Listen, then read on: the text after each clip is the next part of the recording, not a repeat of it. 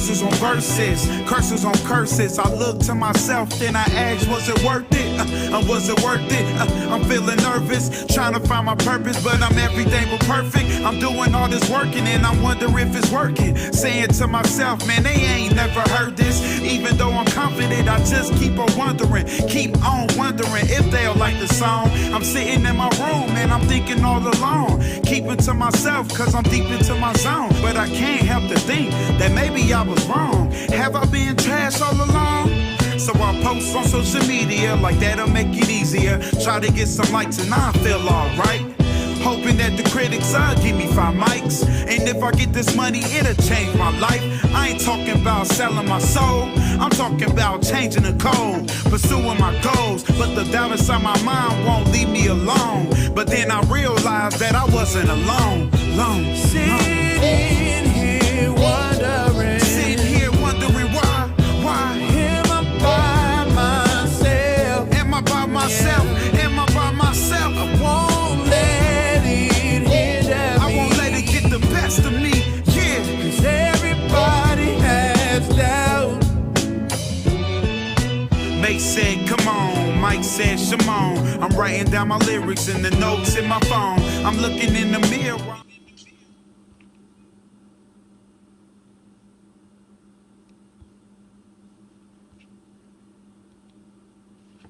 All right, I got that one up way smoother than before. So is that good luck?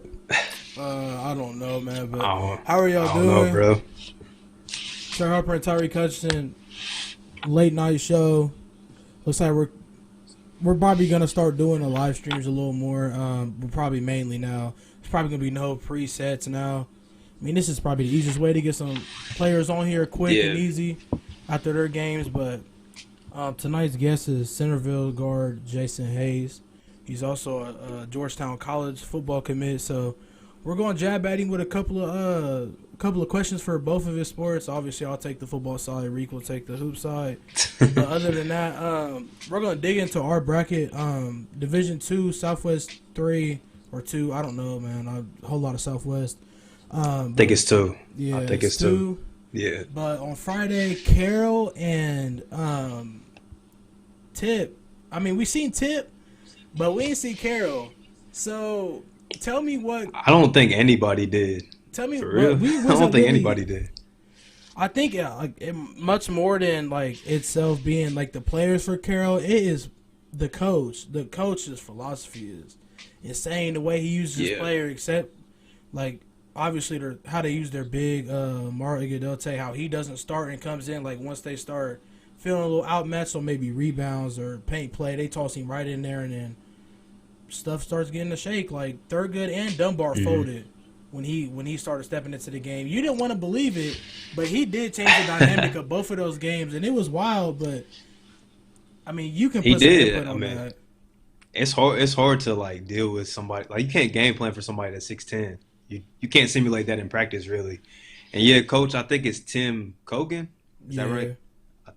Yeah, he does a good job, like, making those in-game adjustments. Like, they decided to play the pick and roll on defense. They were running, like, a drop coverage. So they're basically, daring Dunbar guards to shoot the ball.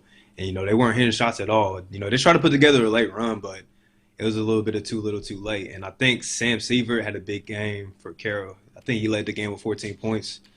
And it was a low-scoring game. Both of their games have been really low-scoring and ugly. But, that's how you want to play teams like Dunbar and, Thurgood. You want to keep them in the, high 30s, low 40s, and, beat up on them like that. So, definitely a surprise, but it's the tournament. You just have to be playing good at the right time, and they're doing that right now. So, this is what we both thought. I'm pretty sure we was going to see Tip and Dunbar. But... yeah. In my mind, I thought I was going to see a Dunbar versus Thurgood game, and I kind of got a little sad because they did ended up playing each other because Carroll is the, like, how March Madness, you got that one lookout team. Like, Carroll is that team. They play fundamental. It's not really like they got a whole bunch of skill. Like, we're about to see this Tip team. So I'm really interested because it's like two great philosophy coaches going at it. So I want to see what adjustments that Tip has made because they've done some heavy scouting. I mean, you even pointed that out when they played Graham yesterday. They shut down Brady King. I mean, he fouled out one, but that was kind of a little tic-tac. Ref fouls. He had 4 offensive fouls. Like, it was weird. We was having a bad night anyway because of the stream and all that. But like, it was just, it was weird. 3 of his fouls were BS though. Like, they were calling some weird offensive fouls. It's like they was like targeting him, but even when he was on the floor, like you said, they really took him out the game. Like every ball screen, there was 2 defenders there. They were blitzing him on the screens, and he saw 2 defenders every time he caught the ball.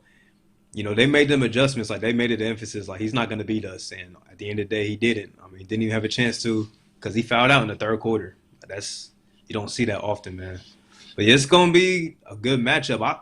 I personally think, like even when they put in Iguodate, you know, Tip, they're just going to spread them out. And even if they run zone, they be picking apart zone. Like, they picked apart Graham's zone like it was nothing. So, Tim Cogan and his coaching staff, they have a very tough task at hand playing against that, you know, superb typical new team. And I'm going to bounce right off of that. We talked about this yesterday after that Carroll game that Tip can, all 5 of their starters can shoot you out. Like, they're going to be built to, if you want to play down paint, they're going to kill you on threes no matter if you like it or not. And their most, like, the player that scores the most points off of the three-pointer, what we've seen, is their 5. Zach Frederick. Yeah, Frederick. So, I mean, Iguodate is going to have to come out, or they're going to have to switch it. I don't know what they're going to run, because what they was running was Iguodate would come out sometimes, but then he would drop back. So they're going to have to decide on if they want him really to come out there and start shuffling his feet and moving, let Frederick get a chance to toast him, or they're just going to have to work out something where Iguodate stays in the paint, crashes on the boards. I mean, all that. That's what he's best at. Obviously, he's 6'10". So yeah, I feel like they're going to end up running zone at some point, but they're probably going to start out at man because that's just what they play, man defense. And, you know, when you have Ben Knotsman running that pick and roll, he's one of the best decision makers that I've seen at the high school level. He's not going to mess up that pick and roll. I think what Dunbar's problem was, they were a little indecisive coming off of that screen. They didn't really want to shoot it. They wanted to attack downhill because that's what they do for it. They want to get points in the paint, and you know, trying to attack somebody 6'10" going downhill is a tough task. So we'll see how Tip decides to, you know, play that pick and roll. And we'll see if Carroll even decides to run man when Iguodate's on the floor. You know, it's going to be a chess match. I mean, like I said, tournament time is all about adjustments. So we're going to see which coach makes the better adjustments, and that's going to decide the sectional final. All right, well, we'll move to Division I. We'll do all the brackets because, I mean, it's spread out. There's UWalk teams still in it.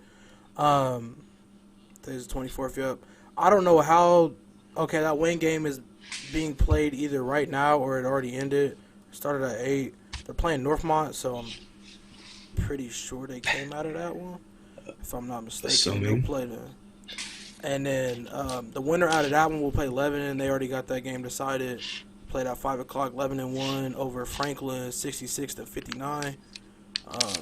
And then on the other side of that bracket, Cincinnati Colerain is playing St. Xavier, and Cincinnati Terrapins playing Oak Hills. And then those are to be decided. But I did just find out, I don't know if the players have already known this, but they are playing regionals at the high school now. It's no college until we get to states, which is being held at UD for the first time. It's at Ohio State. Yeah. But let me go back. That sucks. Just looking at it. That sucks because I'm sure, like, playing in that big arena, that's probably some of the best experiences, you know, for high school basketball players. So that's unfortunate, bro. Say we're so used to, as fans, watching, you go to UD first, and then you go to Xavier, and then you go to Ohio State. Yep. But then we're gonna hop into Southwest 3.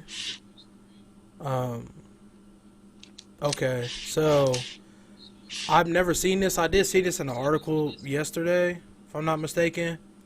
So Cincinnati Withrow forfeited their game versus Moeller. So Moeller automatically goes to their next game. Yeah, you're looking at me crazy, but Why? I'm pretty sure that even on here it says no contest. Either it got forfeited because of COVID. I don't know. I mean, they could say it's COVID, but at the end of the day, we probably know why. And then Mount Healthy is going to play Middleton. That game is already okay. That game will be played tomorrow at 7:00 to see who will play Moeller out of that side. And then on the other side, Springfield just won against West Carrollton yesterday, 101-99. We was talking nonsense all year that they will not win a shootout. They have to play at their pace. Today, prove us wrong. We didn't say that they can't win a shootout. We just said it would be very difficult for them to win a shootout. And it was very difficult for them to win a shootout. Yeah, it was. I mean, it wasn't no easy game for sure, but I feel like they've learned a lot since the last time they was put in a shootout situation. Like when they played against Trotwood, I think they learned a lot. You know, West Carrollton is a tough team, but they were missing their best player too. So take that how you want. But yeah, I've been saying, bro, like if Springfield plays their game, like they play together as a team, they can definitely make some noise in this tournament. I've been saying that. And then the most obvious one, Miamisburg make it out of their side. They won over Fairmont after their bye, 57-49. So we'll see a third matchup between Springfield and Miamisburg. The first time they played, Springfield beat them off a 3-point buzzer from Eddie Muhammad. The second time they played, Miamisburg blew them out. So what do you think the outcome is going to be of this game? Do you think it's going to lean towards the first one or the second one? Well, the way Springfield's playing, I feel like it definitely won't be a blowout. But, you know, they have to be locked in fully. But I feel like they are because they know one loss and your season's over. So, you know, those guys, they really got to come out, you know, playing their games, man. They got to be playing together, playing defense. But, you know, Miamisburg, they're going to do their thing. That's going to be one of the best games so far of the tournament, in my opinion. I don't even think I could pick a winner. Like, I wouldn't be surprised either way. I said something about Southwest 4, didn't I? You said what? Yeah, I said something about Wayne and them. Yeah. Okay, yeah, we're hopping in the Southwest 1 now. All right, here we go. All right, Southwest 1. Our guest of the show tonight, Jayson Hayes' team. Centerville, they just blew out Belmont by 40. I don't know the exact score. I just know that. I mean, we obviously seen that coming, though. We was kind of surprised that Belmont. I didn't even know Belmont was D1 because I had no idea. They about to say it was just attitude, man. Old dudes, but they're playing Creek though. You know, You go ahead, I'm Trey. probably gonna know that. I know the outcome of this game is probably what's probably gonna be, but Yeah. I mean, That's your Creek team, shake bro. something up. Nah, these are both of your teams, bro. You was on Team Centerville, and Adam Duvall's your favorite player. So, hey, you answer that for me. You answer that for me, bro. Let me go back to G real quick. I know what's because I wanted to go back to this anyway, regardless of the situation, to compare on how they played the first time they played and the second time they played. So the first time they played, it was 80-46, no difference at all. I mean, they still got blew them out both matter times. who was on the court. Did Duval play the second game? Huh? Did Duval play the second game? The second game, No, he didn't play the first one. He played the first one though, and they still got blown out regardless of the situation though. Did he play? No, he didn't play the first game. So remember we seen him in the boot. No, he did not, bro. He didn't? Oh, he didn't. Yeah, how much? Yeah. Well, that was Centerville's. Yeah, because Beaver Creek played before Centerville. They had played That like makes 3 sense. games. That makes sense. But that was our first sighting of Rich Wolf with a blaze, Yeah. so it was very, very interesting. But yeah, Centerville will play Beaver Creek. Again, this will be their third time playing them.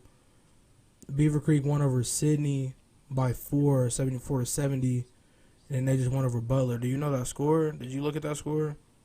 Did they went close again, or the Beaver Creek versus Butler game? Oh, they won by 2. It was like 74-72, I think. Yeah, it makes sense. Yeah, they won by 2. And then on the other side, it's Westchester, Lakota West, and Mason.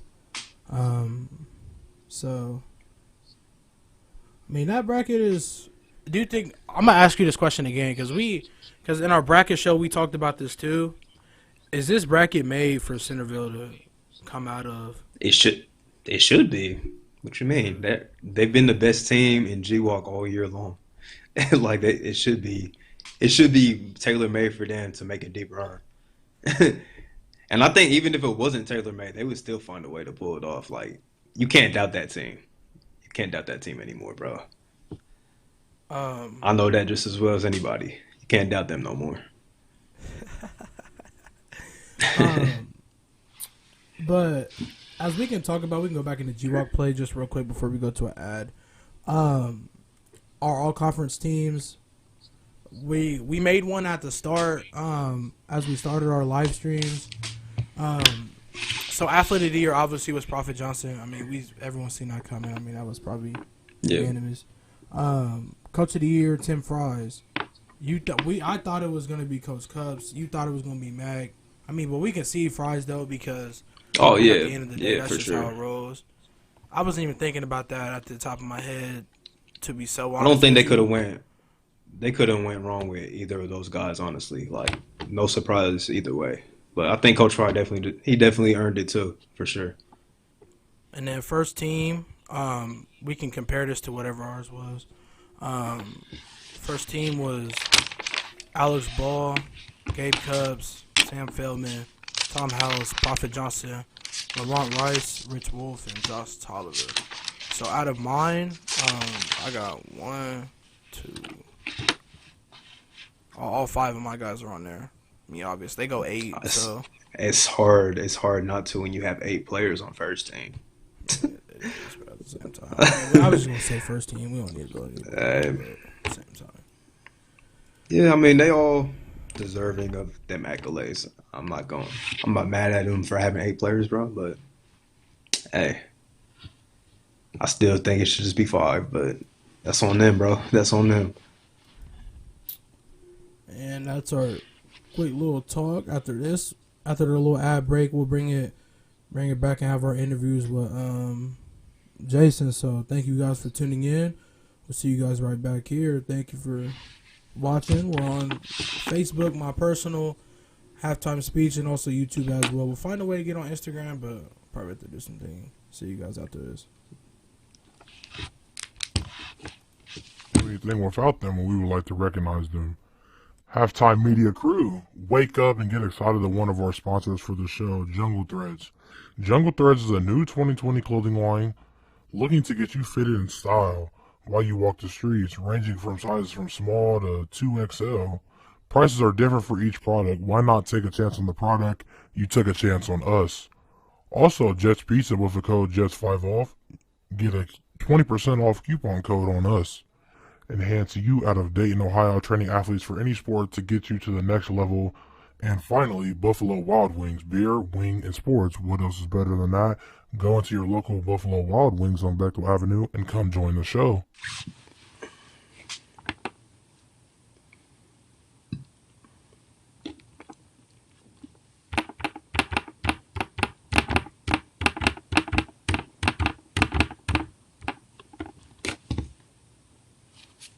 All right, we tossed in Jason's audio.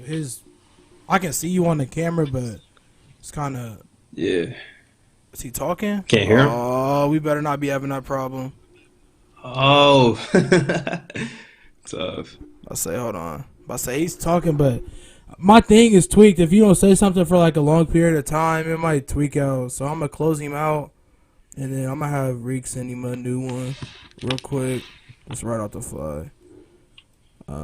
Like he was looking too, like I don't know what's going on. I'm about to say, hold on. Let me take a picture of this real quick. But yeah, so my thing is like if you don't talk for a minute, it's like an actual call thing. I just looked that up. If you don't talk for a while, it's gonna like cut it off. Come on now. All right, I took a picture of it. Time to send it to it's my man. Come on, Trey. Hold on, let me make sure I got the right one. Ty said, "Get real, bro." I'm gonna be honest with you. Ty Arnold's our biggest fan, man. I don't know this stuff. All right, yeah, that's right, man. All right, well, we could chat it up for a minute before he gets in here. But I mean, Oh, what was I going? I was going to say something. I forgot. Let me send this guy. Dang. Messing up, bro. Huh? I said you messing up, bro. nah, that's not me, man. That's the system. It's all good, bro. It's all good. So usually we haven't been having this problem though. That's the craziest part. So I wonder what's going Yeah, on. that is facts. Computer been Too acting much weird, technical man. difficulties, bro. Been acting up all night, bro. Oh, yeah. So, man, with that, let me have some Tater Prince on here. We'll be back when he comes in, and he's probably gonna be in like next like couple of seconds. So we'll be right back. Yeah.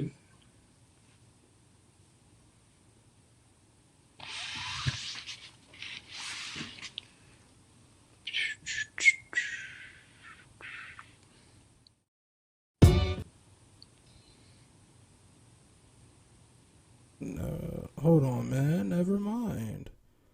Let me go ahead and get He's Reed back? in here. Yeah, he's back. Yeah, I knew Alright. I was quick.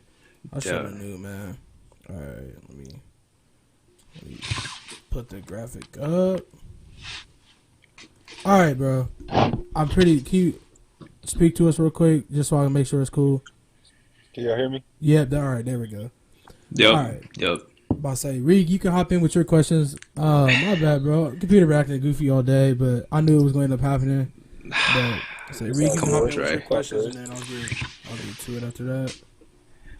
Come on, Trey. But hey, two-sport athlete for Centerville. We got Jayson Hayes on the show. Jayson, how you doing, bro?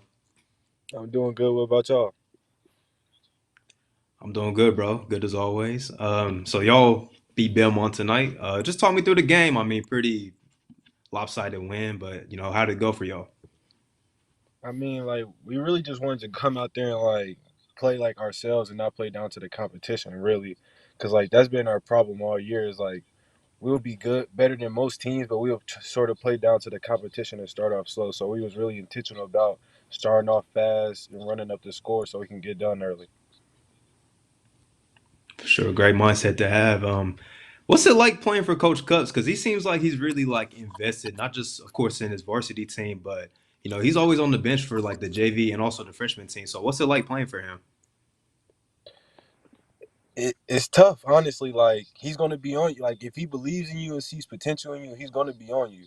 And it's like, you really got he's gonna make you grind. He's not gonna let you just walk on and think you like you got a spot automatically. Like if you're not working for it, you're not gonna get it. And like he pushes you to be the best you can be. Like he's gonna mess with your mental, your physical, and everything. Like it's been these last 4 years really like made me grow. He has helped me grow as a man, and I like really appreciate this man. That's exactly. I was just about to ask that too. Like not only growing you as a basketball player, but as an athlete, but also as a person too. Like that's just signs of a great coach, and that's why he's had such a great program over the years. So that's good to hear. Yes, sir. Um, for sure. So like talk about your role because I feel like people don't understand like what guys like you and Emmanuel Dang like how important you guys are to your team. Just talk about your guys' role and how you guys affect the game. So basically, like before practice, we hold these like skull sessions and stuff, like little meetings with our team. And our coach like tells us individually, like, but in front of everybody what our role is. So Emmanuel's role, like with him, we just want him to be attentional on defense. Like on offense, we don't like you're gonna get your buckets, but we really need you for defense to sit down and guard. And that's why I feel like he's like a big piece of our team, but nobody really realizes it because he doesn't score. And then with me, it's like all they want me to do is screen, rebound, and then rip and drive closeouts, but don't shoot no threes. And it's not a problem with me at all, Yeah. like because I know it's gonna help my team win at the end of the day. And so I want to settle down and not shoot as many shots and pass up shots to get certain guys that need to score on our team so we can win. Because at the end of the day, when we play Moeller and like St.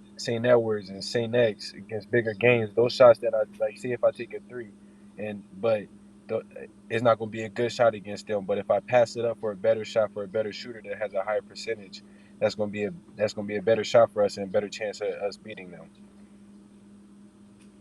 Sure, a lot of guys don't have that, and I've been talking about like Emmanuel all year because he really he just locks in on defense, and like he doesn't even try to score, and he's always like grabbing offensive rebounds, and you do a lot of the same things too.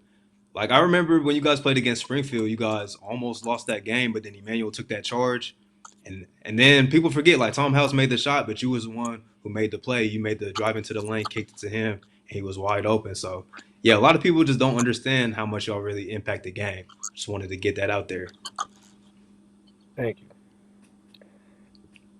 for sure. So we just found out Beaver Creek won their game. It's gonna be the third time that y'all are gonna match up with them this season. So it's hard to beat a team three times, but you guys beat them pretty, easily the first couple times. So how you guys feeling going into that matchup? We're not going to overlook them. We're going to treat them as like every team. Expect them to come out and play their best game against us. We're going. I know they're going to try to change up the game plan against us because of the way we play. We play more fast paced than past years, and they didn't expect that in the previous game. So we already know they're going to make adjustments, and we're going to make adjustments to them too. From like scouting and stuff, it just seems like they're more intentionally shooting better shots and being smarter with the ball, and doing more on defense to affect what the opposing team is doing.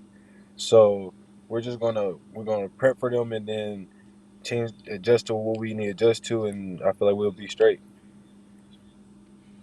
Do you think it's gonna be tougher because Adam Duvall did not play the first two times y'all matched up? Do you think that's gonna be different since you guys haven't seen him play this season and they've been playing a lot better since he came back into the lineup? This is going to be a big difference for them because I feel like their offense and their whole team basically evolves around him and the energy he brings in. From what I've seen, he's bringing tons of energy and changed the whole vibe and the way they move out there. So I feel like they're going to look like a whole different team when we play them. Sure, gonna be a great matchup. I gotta ask you this, cause Wayne ended up winning G Walk technically, but y'all beat them twice. How you guys like? Are you guys even thinking about that, or you just put it in the past, moving on to the tournament? Honestly, we didn't even care about G Walk. Like all honesty, like all we thought about this whole year was what we need to do to win state. That's been our mindset the whole year. We haven't once thought about trying to win G Walk or any of that. We trying to beat Wayne, not Wayne. We trying to beat Moeller, St. Nex, all them upper teams, top of the state teams. That's what we really focused on this year. Great answer. I just had to let you know that's a perfect answer, bro. Now I gotta ask you, who, since you're more oriented on the defensive side of the ball, who's the toughest player that you've ever had to guard? The toughest player, I either say Prophet or Anthony McComb from Trotwood. It's The just cones. cause like they can attack you at the rim. They got mid range, the pull up, and they got a three. So it's like a pull up three. Like not many players have pull up threes where they can come off the dribble and pull up and shoot a three. Like Tough when he shot. did that, Very tough shot. tough shot. When Prophet did that to me in the Wayne game, I was just how else am I supposed to guard this? I stopped him from driving, stopped his mid range, and he just pulls up a three and makes it. I was like, all right, so he different. Like Prophet and they're different. For sure. They tough buckets.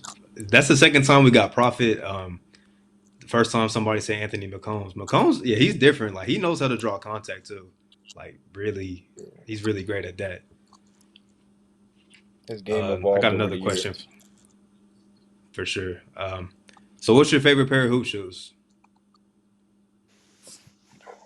It got to be the Kobe's from 2 years ago. Those are my best. Those are my favorite ones. I got to think of the Favorite year. ones. Is that what you're Adidas. hooping in now? Now since we're sponsored by Adidas now, so we got to I wear Dame Lillard sixes. Okay, okay. Dames is sweet. I ain't had no. What's that? That was me, my fault. You straight. I'm gonna bring Trey back in though before I finish my questions up because he wanted to ask you about football. So Trey, go ahead and Right. do your thing, bro.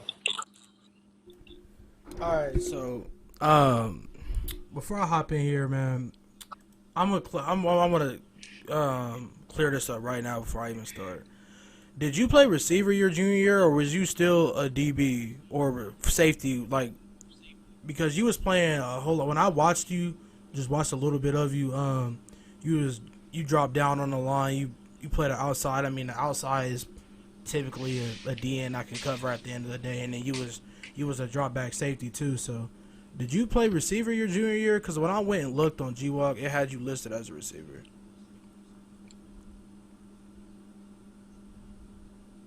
Where'd he go? Where'd he go?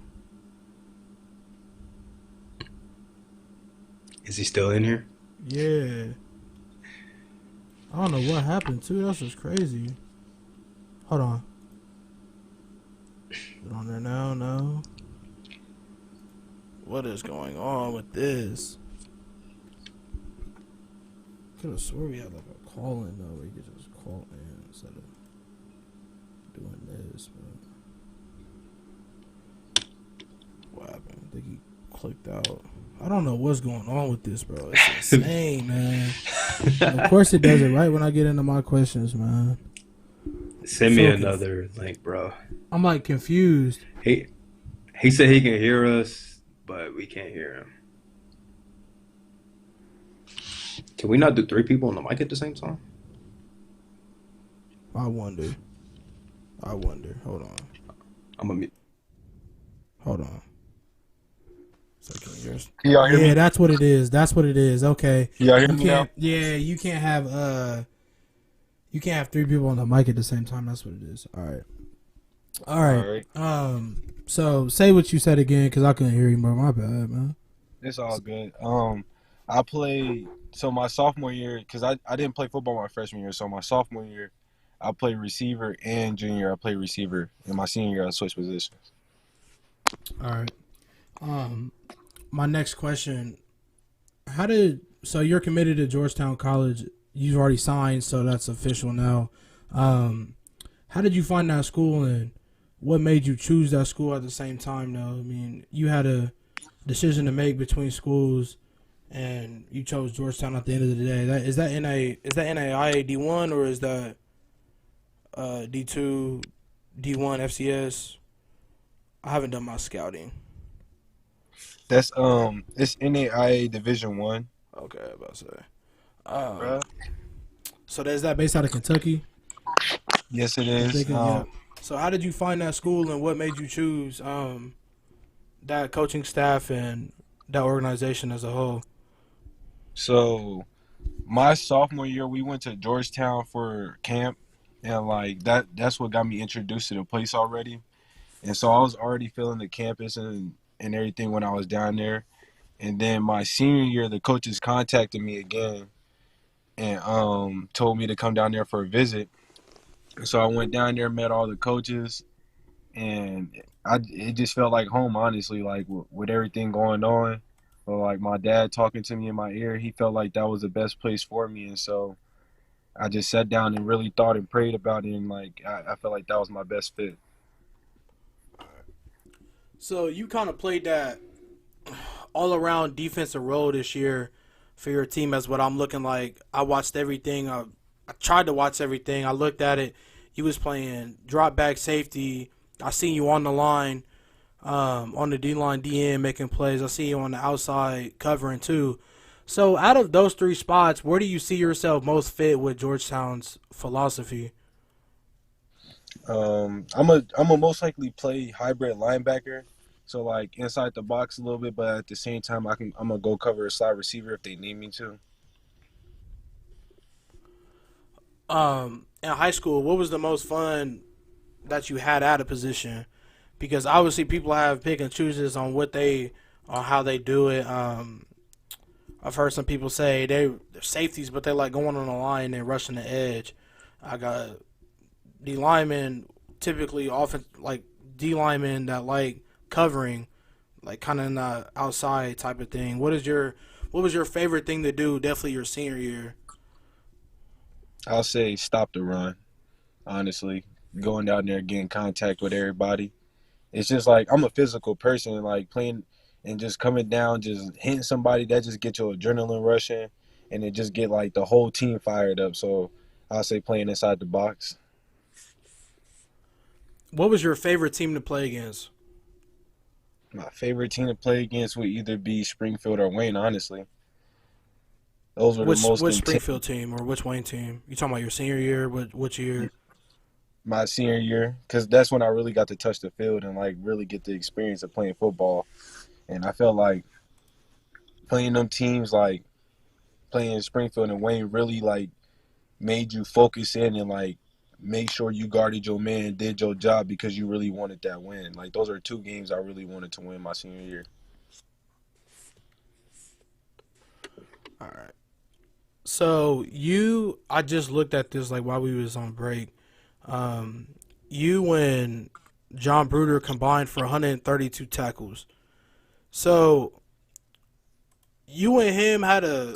I was watching it too. You guys are kind of like the duo because you're behind him and he's in front of you, but you're getting when that. Hold on, let me re-say this because I watched the clip and there was a sweep and you crashed it before he even got to that space. He was playing middle on the other side. You was playing the safety spot right here. I seen a sweep.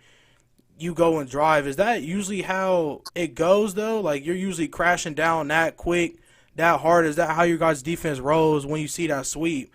That you want to be the first one on him, so he doesn't even pass the line of scrimmage before he even thinks about a move. You're already on it. You're already on him. Like he's already on the ground by the time he even thinks about getting the move in. So basically, we each had a job. Like in basketball, we each had a job. His job was to stop that certain gap so it wouldn't be no cutback lane. My job was to fill in the little gaps and like if I find an opening just to shoot and take it. And so in that situation, I found the opening and I shot and took it, and that's what my coach wanted me to do. Jonathan was supposed to make sure that the running back or quarterback didn't have no angle to cut back and get upfield. And I'm gonna give you two more. So what was the who was the hardest player that you have either rushed against, covered against, or just flat out played against at all? Like who was the maybe quarterback, wide receiver? Like who was the best quarterback you've played? I either say Cam Fancher or Tay Smoot from Springfield. And then you've rushed. They I got did. Go Did you ahead. rush the edge against them? No, I didn't. I played out in the field. I played zone, and I played man against Wayne and Springfield. Who was the who was maybe the hardest slot or wideout that you faced this season or last season? I'll say Ray Green are the wide receivers from Springfield. I can't think of their names, but Springfield probably was the hardest because they all fast. Honestly, like they're agile, and they come off and their acceleration off the line is crazy. So I'm gonna ask you this one more question. The way that G-Walk set up the schedule this year was kind of iff to me. I didn't really like it because they changed I think it maybe the state changed it at the same time, but the state changed it for hoop where you could have a limited amount or you could choose the amount of non-conferences. Do you guys think that a non-conference game would have helped you guys during your season, or when you guys lost that playoff game against Wayne, did you really want to play another game after that? Honestly, yes, I did after that last game against Wayne because like I didn't want to go out my senior year with a loss and like and not playing a non-conference game this year really. I feel like it didn't help us really grow as much as we should have as a team. Like even though we Yeah. did get close together and bonded but with our season being shorter and not playing them non-conference games and only playing conference games, we really didn't get to see what our potential and like how much we could really grow as a team. Um, I mean, you basically answered it all there, but I mean, I'm not. Me and Reek probably the same dudes, but different sports. I take in that film. I watched you a little bit because I had to get familiar because I'm a graduated, like I'm 2020, so I remembered you as a receiver. So when I looked and I seen DB and I was like, wait, that does make sense. So, but I say, I mean, you obviously went what your coaches told you, and was hold on, I got one more. Was that transition a little off to you? Like, did you really see yourself making that transition, or have you already played DB before, to where that transition was easy? You didn't have to think twice about it. So when I was younger, I played offensive line and defensive line. Like I didn't get in shape until until like my ninth grade year of high school. And so like all my life I just been playing defense, and then I really wanted to switch to offense when I got in high school because I got taller and skinnier. And so I was just like honestly I wanted to be Odell. Like I had dyed my hair blonde and everything. So, but then like my dad talked to me. He was like, Jayson, go back to what you know. Like if you really want to go to college for this, and you really have a dream and passion of making it all the way with this, play defense. So I switched to defense and played safety, and I just felt comfortable playing that. Like it just felt like I just got into it so quickly. Like I learned it so fast. All right, I'm gonna bring Reek back in. He got a couple. I'm pretty sure he got some more questions. I don't know, but I'm gonna cut my mic off so we don't got no more problems. It sounds like your dad's really like influential in your life. Is that like correct to say? Yes, sir. Like my dad really taught me everything I know. Like since I was able to walk and talk, I had a football and basketball in my hand every step of the way, been in my ear every step of the way. That's dope, bro. So like, do you have a favorite sport, or do you love both sports equally? I I love I love both sports equally, but like football, I really can like. Nah, actually, I'll say I love football more because I really can show Okay, I can really show my passion and like and be myself out there and like and and just show my and get all my aggression out. for sure. So I'm not gonna say either basketball player or football player. Who are some athletes that you look up to? I'll say football, Sean Taylor, Cam Chancellor. Who else? Odell, Julio Jones. I didn't even say DK Metcalf. I just look at their work ethic and like how much they really Yeah, put themselves into that sport. And then for basketball, LeBron. I'll say only LeBron. Like I'm a LeBron fan. Wherever LeBron go, I go. That's I feel like about it. I feel like that's everyone's answer that I've asked that question has been LeBron. But yeah, I feel you with all the football players you name, especially Cam Chancellor. That's one of my favorite like defensive players to watch. You know, when he was playing, obviously. Yeah. Cam, Bam Bam. That's what they call me at football. Bam Bam. For sure, for sure. So I'm gonna ask you this one. Who are your top five favorite artists? Top five favorite artists. All right. So right now, I'll say Rio the Young OG out of Detroit. Babyface Ray. Okay. I'll say who else? I'll say Young Nudie out of Atlanta. Um, Future. It's four, I think. That is four. And then Yep. who else? Who else do I be? And Gucci Man. Okay. Okay. I definitely mess with Future. I mess with Gucci a little bit. Nudie, I'm hip to some, but I'm not hip to a lot. But the Babyface Ray and I forgot the other one that you named. I'm not hip at all. Really? Not gonna lie to you. Might have to get hit, bro. Yeah. All right. Last question I got for you, bro. Who should be our next guest on the show? And when you answer this, we might need your help getting that person on. I'll say Who do? Let me see. Oh, and no Springfield, no Wayne, because we've got plenty of those already. No Springfield, no Wayne. Yep. I'll say Emmanuel Dang. I'll get Emmanuel Dang on here. Okay. Yep. For sure. I think. Go ahead, help us out with that, and we'll make it happen, bro. For sure. I got you. My guy. Well, Jason, I appreciate the conversation. Great answers, and good luck. You guys play Friday, correct? Yes, sir. All right. Good luck with that game Friday. Expecting y'all to do some big things and see you guys down the line, man. Thank you. For sure. All right. Cut. Just I'm about to say I cut your audio real quick so we can just end this. I don't know if we're on the mark or not, man. Let me hop in restream, man, because 29 minutes. Man. All right, but you guys heard it there. We got. I mean, the bulk of that was the interview, so I mean that's probably the best part of it anyway. For sure. Live stream. I don't know who we're gonna have tomorrow. We'll probably try to work that out, maybe. But usually, just to let you guys know, we'll probably be doing this Wednesdays and Thursdays. Just do off of me and Tyreek's schedule. Starting to pack up. We thought about Sundays, but I'm thinking now Sundays is probably my day to get get my study in, get my books in. So Facts. yeah.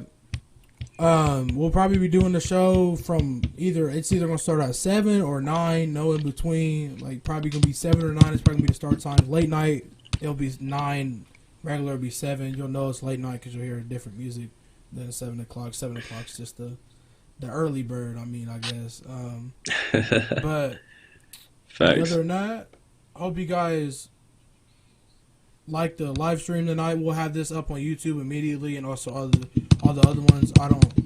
Reek takes over to Instagram, so I don't know. It acts goofy when we try to Instagram be bugging, bro. Yeah, I'm about to say it acts goofy with because this isn't an actual. It doesn't upload as an actual video. It uploads as a live stream, so it takes a minute to go on Instagram, which trying to grow, but man, it goes how it goes. If you guys want to watch the big game on Friday, Tip versus Carroll, we'll be on the mics for that one. But other than that, see you guys soon. Thank you guys for tuning in. We'll see you guys tomorrow. I don't know if we'll have a guest or not, but we will be